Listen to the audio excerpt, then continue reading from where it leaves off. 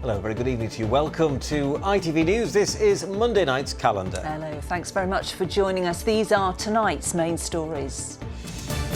5 people are injured in a major crash in Bradford, which happened after a car was being pursued through the city by police. Yes, this major road was brought to a standstill after one of the cars catapulted over the wall behind me. I'll have all the details shortly. Playing his last card, how this dad from Whitby is heading to China in the hope of finding the donor which would save his life. I'm honest with myself about the chances.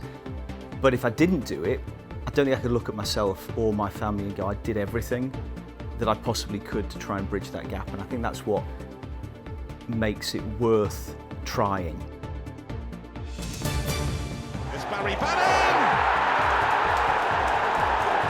It's outrageous from Barry Bannon! We'll have all the sport, including this absolute screamer from the Owls' favourite birthday boy. And we're counting down to Christmas and counting down to the Christmas lights switch on at Leeds Children's Hospital. And you're invited a bit later.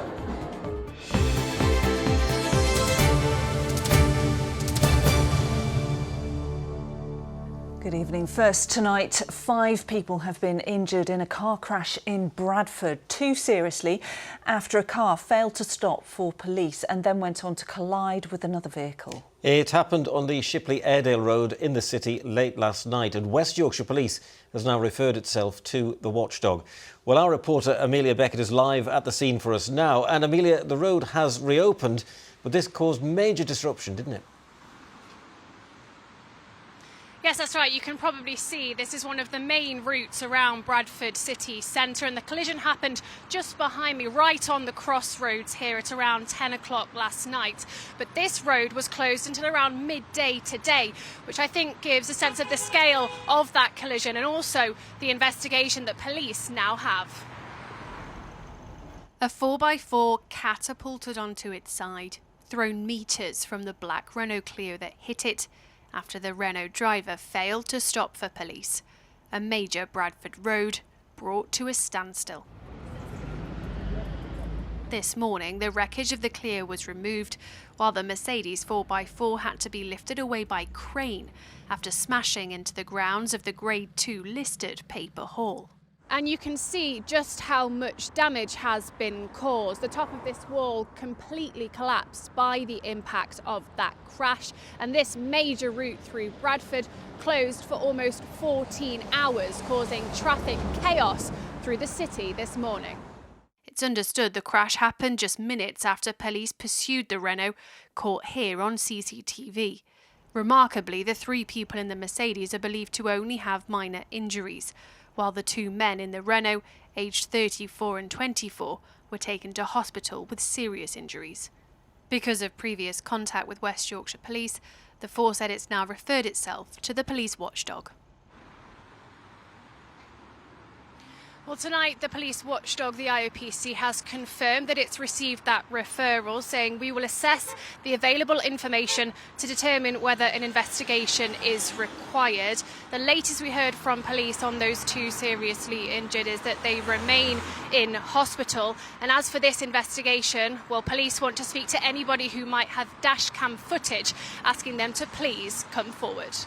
Amelia, live in Bradford for us tonight. Thank you very much. Next tonight, to one father's race against time to find a potentially life-saving stem cell match, which is taking him thousands of miles across the globe. Pete McCleave, who's from Whitby, was diagnosed with blood cancer and given 7 years to live. Well, 7 years later, Pete is still undergoing regular treatment, but he is living on borrowed time. He's been working tirelessly to get more people on the stem cell register, saving the lives of others along the way. But crucially, his own match is yet to be found. That's partly due to his mixed Macanese and Portuguese heritage. So now a last roll of the dice, so to speak, is taking him to Macau, the casino capital of the East, and the home of his ancestors. Mel Barham has his story. I bet you match or jack. Oh dear. The cards have been stacked against Pete McCleave for too long. In 2017, he was told he had 7 years to live after being diagnosed with a blood cancer called myeloma. 7 years on, he's still here, but still waiting for a stem cell transplant that could give him a second chance at life. It's time. It's time. I mean, you can't, there's no price on that. It's seeing the boys grow up and go to secondary school. That's the most important thing. Everyone's got their catalyst, everyone's got their reason for fighting for something, and my family are the reason why I keep going. Go on then, you ready? Yeah. We first met Pete in 2019 when his then 8-year-old son Max wrote a letter that went viral. My dad has myeloma, which is a blood cancer that I really don't want him to have. That letter began a campaign by Pete to get 10,000 more donors on the stem cell register. They smashed that target, and to date, more than 108,000 potential donors have now signed up, with 23 life-saving matches, but none of them a match for Pete. He is trying to get as many donors on the list as he can, which I hope one day will be a match for him, but also for many, many others. Time may have moved on, but that plea is still the same. That letter, it's not easy to listen to. It wasn't then, it certainly isn't now. But it did a lot of good. I remember this one specifically because it was the last family photo that we had before she passed away. That was the problem is Pete's genetic makeup. He may not look it, but his dad's side of the family hails from Southeast Asia. So these are a sort of rare selection of pictures that we have left of my nan. She was born in Macau, her mother was Chinese and her father was a Portuguese merchant. That diverse mix of Asian and European means finding a genetic match for Pete has been difficult. There are currently more than 2,000 people in the UK waiting for a stem cell transplant, but only 3% of the UK population are on the donor register, the tiniest fraction of those from diverse backgrounds, which means those from Black, Asian or other minority backgrounds have about a 30% chance of finding a stem cell donor match, compared to 70% of those from Northern European backgrounds. And the odds are even worse for those like Pete with mixed heritage. There was a lovely picture of her and my dad, I think, on the beach by the South China Sea. His best chance of finding a stem cell match is someone with that same mix of Macanese, Portuguese, Irish and English, which is why he's about to travel to the other side of the world in search of his genetic twin. Actually, it literally could be life extending. It could be that important. He's going to Macau on the south coast of China for what's called an encontro, an event that happens once every 4 years where Macanese people who've emigrated abroad come back for a reunion. He's hoping if he can encourage these people who have a similar genetic makeup to him to sign up to the donor register, maybe, just maybe, he can find his life-saving match. Well, we're there. Relax. Stick a twist. What would it mean for you and the family if you were to find that match for Pete? Would be life-changing. It would, because there is obviously that constant worry that it's going to come back with vengeance, which it could do any day. But if he was able, because he's so fit and well and healthy at the moment, if the match was found now, it would be fantastic because his body would be able to take it. I'm honest with myself about the chances.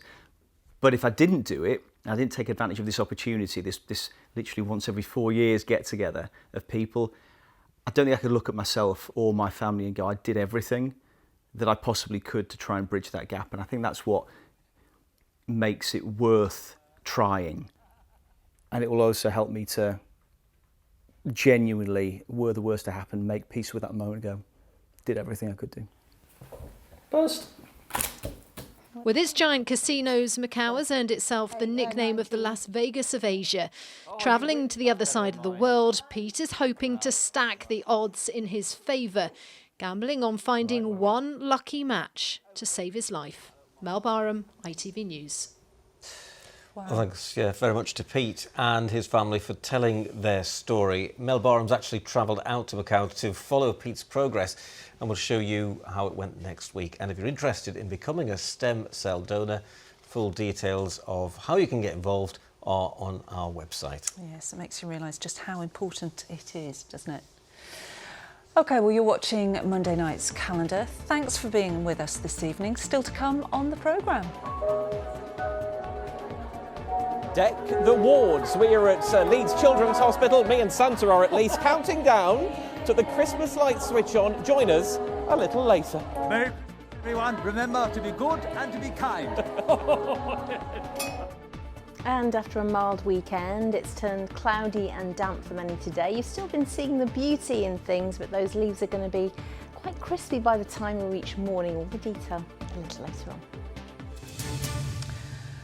But before all of that, back to some more news from around the region. And a man from North Yorkshire who was banned from contacting his ex-partner has been found guilty of her murder.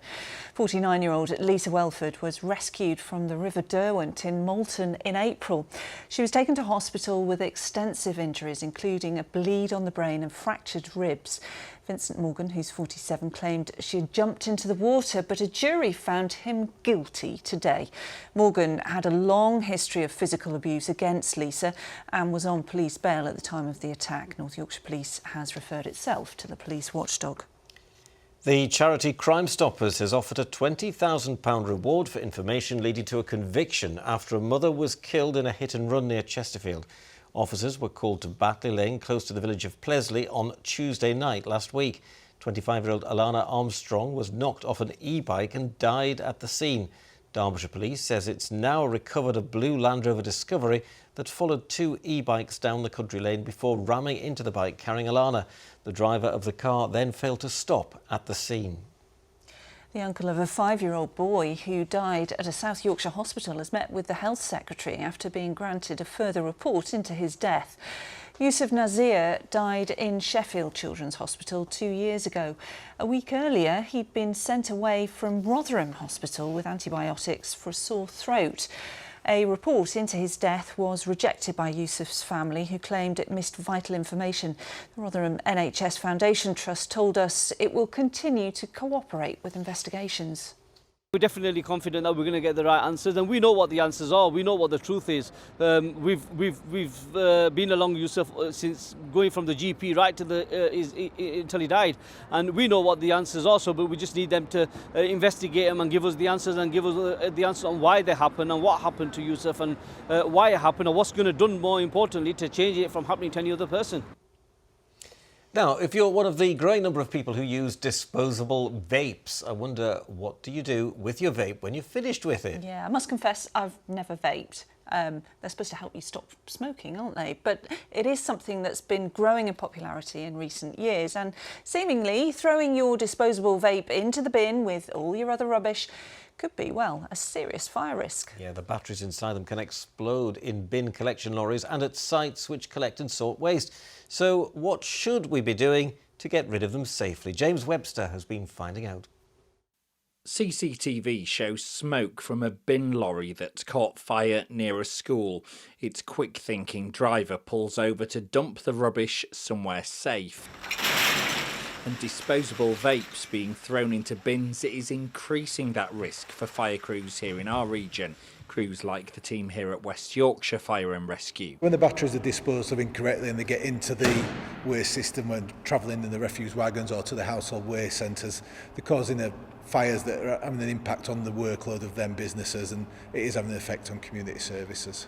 The scale of the problem is growing. Recent research found 1.3 million disposable vapes are thrown away every week. Every year, that's 10 tonnes of lithium being discarded, lithium that could be used to make 1,200 batteries for electric vehicles. You get a call out in the middle of the night to say, the site's on fire, get down there. One of the teams at this waste sorting centre estimates they get 50,000 vapes through every month, and they know how serious a fire can be. The whole facility could be lost. We came quite close about 2 years ago to losing this facility. We've had 2 fires at other sites in the last year as well. So the worst case is we lose this whole facility, then we've got nowhere to take our material to, so that obviously causes impacts on the collection rounds, and it's going to impact on people and the staff working here. It's their health and safety as well, it's the risk to them. They want more people to separate out their vapes for specialist recycling.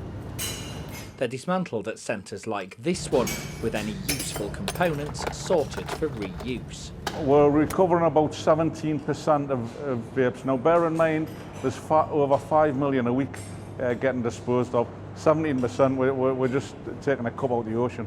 The batteries will go after a battery processor. They'll then recover that lithium and they'll go back into new batteries. The plastics we recycle here and it'll go back into the market. The only area that we can't recycle fully is that nicotine material, and that has to go off for incineration.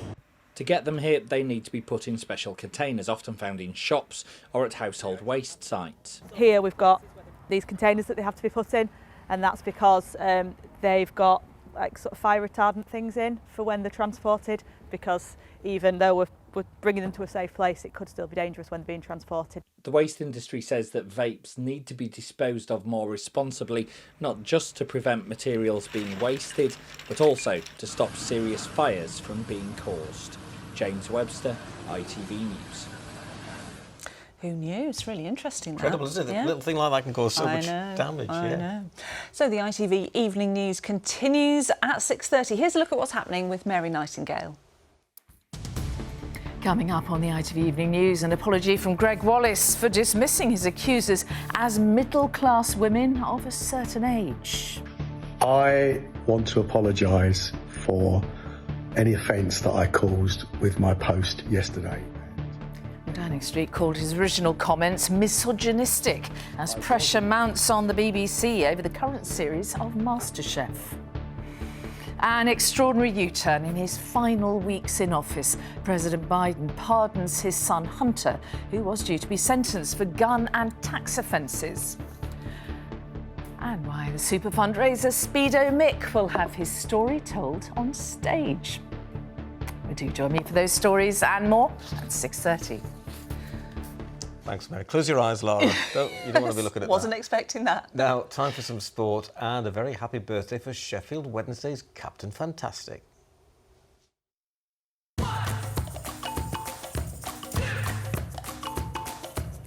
Xero Accounting Software sponsors ITV Regional Sports Report. Yes, well, Chris is with us in the studio, thankfully not in Speedos. Fully clothed tonight. Yes. No one needs to see that. No. Moving on swiftly, great win for Sheffield Wednesday last night. Yeah, yesterday it was, 2 straight wins on the road now, Lara, so it's looking good for Sheffield Wednesday, isn't it? It was a late winner from Jamal Lowe that secured the points at Derby, but Barry Bannon was the real headline grabber. Now, Bannon's earned a bit of a reputation for scoring spectacular goals, and this was another to add to his collection. On his 35th birthday, I should say, no less. Not a bad present, that one. That made it 1-1, and then in the 4th minute of stoppage time, Lowe was on hand to poke the ball in to send the travelling fans delirious. But it was Bannon, of course, who stole the headlines. The Derby fans were battering me in the first half, got me booked, which I think I missed the next game maybe. So I had a personal vendetta in the second half to come out and try and do something special, and luckily the chance breaks to make the edge of the box and I capitalise. Well, following Leeds' loss at Blackburn, Sheffield United sit top of the Championship after victory over Sunderland. Both teams down to 10 men by the time Tom Davies scored his first goal for the Blades in just his second appearance following a long-term injury. Well, Sheffield United, one of our teams who'll be in the draw for the FA Cup third round, which takes place at 7 p.m. tonight. Also in the hat, a Doncaster who survived a scare at Kettering thanks to a Blades old boy, the evergreen Billy Sharp, 38 years young, showing he's not lost any of his predatory instincts in front of goal by scoring twice in a 2-1 comeback win. Elsewhere, a fierce volley from Stephen McLaughlin was the difference for Mansfield at Stevenage, and Harrogate are also through after a 1-0 win over Gainsborough Trinity of the 7th tier Northern Premier League, who put up a valiant effort. All our other teams lost. Now, tomorrow night, England's women footballers, the Lionesses, return to Bramall Lane in Sheffield for the first time since their Euro 2022 semi-final. They'll take on Switzerland in a friendly. Well, the Lionesses had a wet welcome to South Yorkshire at Sheffield United's training ground this lunchtime. With 7 months to go until they defend their European title, manager Serena Wiegman will give everyone in the squad the chance to impress, starting with tomorrow's game in front of 30,000 fans. We play 4 friendlies in this period, October, November. It gives opportunities for us to try out things, to play many players. So we still have like seven months to go. But yes, we want to get as much information as possible and develop our style of play and see experience where we are at the moment. Should be a good night in Sheffield. That's your lot from me. Thanks very much, Chris. Welcome. Thank you. Thank you. Right, well, on to the weather. Zoom across. What have you got for us? Oh, it was a warm weekend, wasn't it? It was quite unsettled. We had some showery outbreaks, and even today, quite a lot of rain to begin. But it was warm. We got 14 degrees yesterday, and the average is about 8 and about 1 or 2 by night. So we've had some great photos. Absolutely love this one from Sandy of the alpacas on the Pennines. I'm not sure if they prefer the Pennines or Peru there, but they're looking pretty impressed with the weather conditions, and also quite a few rainbows around. So this was Skelmanthorpe yesterday. A big thank you to James Bradley. But yes, we have now said goodbye to November. It's the 2nd of December already, so I'm looking back at the stats. I've got a graph. It looks quite complicated, but basically the orange is basically the first 17 days of November where it was very warm, and then we had that first cold spell where the temperatures plunged to one of the coldest 21st of November that we've had on record, and then it went all topsy-turvy. It's been a very topsy-turvy month, and in terms of rainfall, a very dry and very warm start to the month. But you can see we nearly had a whole month's worth of rainfall on the 23rd. And yes, we had snow. It was very snowy. For November, a month of extremes, we had our snowiest spell since 2010. And that day that I've just mentioned there, the wettest day on the 23rd since 2020. Of course, we're talking about autumn as well now, but I just thought I'd show you some nice photographs of those extremes. Stanage Edge in Derbyshire, a big thank you to Simon. And this beautiful one of Kirkdeaton, a big thank you to Guy. There you go. Lovely. Thank you. 2nd of December already, can't believe it. Now, it might only be the 2nd of December, of course, but Christmas celebrations are in full swing at Leeds Children's Hospital, which is hosting a huge party for its young patients this evening. Yes, the cast of The Lion, the Witch and the Wardrobe have been on hand to switch on the Christmas lights, with the wards, of course, decked out in colourful decorations. And staff say the aim is to make a stay in hospital over the festive period as normal as possible. Well, let's go there now and join our man Matt Price live, complete with flashing jumper. Joining in the festivities, why not? We've got a flashing jumper, we've got a Christmas tree, and Father Christmas over here, a choir singing to us as well. We'll hear more from them in just a moment. Now, there are 23 sleeps until Christmas, and Leeds Children's Hospital are busy getting ready for the big day. We've been finding out more about those important preparations. A very warm welcome to Ward L51 here at Leeds Children's Hospital. We're with the doctors and nurses in a special world of Narnia. It's a magical time, Christmas, and for adults and for children, but children, they just love it and they're just so innocent in it all. The hospital's been transformed with banners and baubles, a themed grotto for the patients who'll be here come Christmas Day. We make it really special. The children have stockings by the beds. They have, we work out siblings, who's involved in each family, just making sure everything's right for them. Hi, Emily. Okay. 12-year-old Emily is among those here with her dad Chris. She's receiving treatment for a brain tumour. But today the focus is on making decorations a distraction for a short time at least. I think it's really warm. They always make it feel like you're at home. They make it feel really happy and it make you feel excited. And one thing she is excited about, the big party here tonight. Are we going to see you dancing later? Yeah. Do you promise me? I do. Pinky promise, yeah. Good morning. For the young patients, it's about ensuring a sense of normality, and play specialist Emma has a big part in that. Play specialists do lots of work with the children doing sort of that kind of play that they would do at home, and that's really important. Otherwise children lose out and they start to kind of regress, and it's really important. For so many, the best gift would be a Christmas at home. But when that simply isn't possible, the staff go above and beyond to make everyone feel included. Jax is here on his 8th birthday with his baby brother. What's happening with him? He has a heart problem and he's just having an MRI scan. He's busy building and crafting with the team here. I've made him a little bear because I know he likes bears. Even though I see him every day, I still look after him. How do you look after him? What do you do? I play with him because he always goes, Jack, sit there. The staff will be working around the clock over December and working hard to make a hospital stay for so many feel like home. Now, we had Emily in my report there who promised us some dancing. She does not disappoint. Look at them go. Absolutely. Now, earlier we had the Christmas lights switch on here. The cast from The Lion, Witch and the Wardrobe at Leeds Playhouse helped us out with that. I'll tell you no more about it. Just take a look at what happened. 8, 7, 6, 5, 4, 3, 2, 1.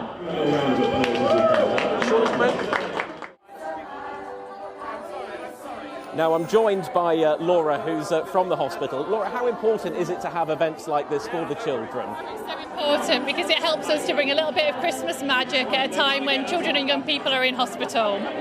Tell me a little bit about the atmosphere, because it's all going on here. We've got Father Christmas, we've got a choir, we've got everything. Tell me about the atmosphere. Oh, it's absolutely amazing. Everybody is high on the Christmas spirit. We've got Father Christmas, who's made an appearance with us at the Children's Hospital today, so everybody is so excited. Now, tell me how people can get involved if they want to. There's a way that they can help, isn't there? Yeah, absolutely. So we have a Christmas wish list that is run through Leeds Hospital's charity. Please, please, please, if you could get on that website, you can purchase a gift for a child or a young person that's in hospital over Christmas, and it really makes all the difference. And how hard is it, briefly, for children that are in hospital at Christmas? It's a challenging time for them and their families, isn't it? Absolutely. I think it is really hard, and we really try to make sure that they feel still that they've had a really positive, magical Christmas experience with us. Lucy, thank you for that. Thank you for having us in the hospital today. It's been absolutely wonderful. Now, I will leave you, 2nd of December, but we'll keep it festive. This is Lucy's Pop Choir, and they will play us out this evening, sounding absolutely fantastic at Leeds Children's Hospital.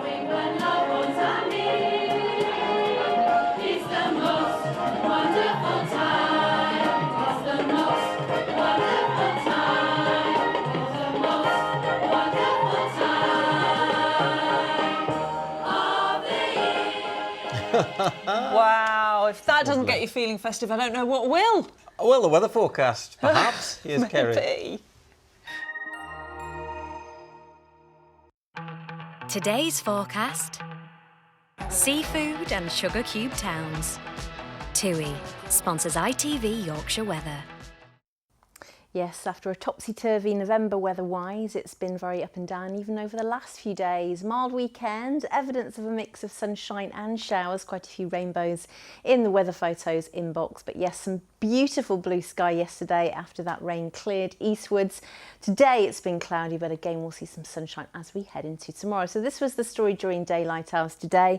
The mildest of our temperatures came during the morning, the cloud thickening, the showery outbreaks sinking south, and we're starting now to drag in that colder air from the north. So as we head through tonight, it becomes increasingly clearer but colder, especially as we head into the early hours. And there will certainly be a fairly widespread frost for parts of North Yorkshire and the West Yorkshire Pennines, and anywhere rural will be hovering around freezing or just below. So the risk of some frost and maybe one or two rogue icy stretches as we head towards dawn, 8:05 and 3:48. So a chilly start tomorrow. The blue you can see on the charts indicating the frosty conditions. It's largely dry and clear though. A good dose of sunshine throughout the day, and the winds will be lighter than today as well.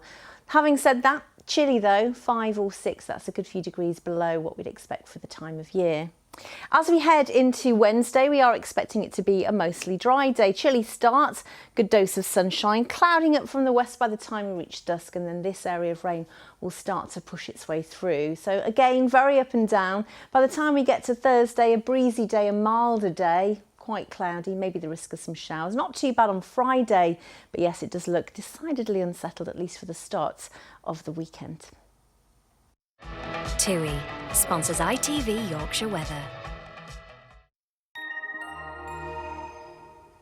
There you go, just a heads up that this low pressure is Saturday's weather, and to just keep tuned to the forecast. Saturday's weather? Yeah, I'm already looking at Saturday. It's only Monday, let's stick with Monday. We're fine at That the looks moment. awful. Yeah, don't think about it. Have a good evening. We'll see you tomorrow. Good night. Bye-bye. Bye.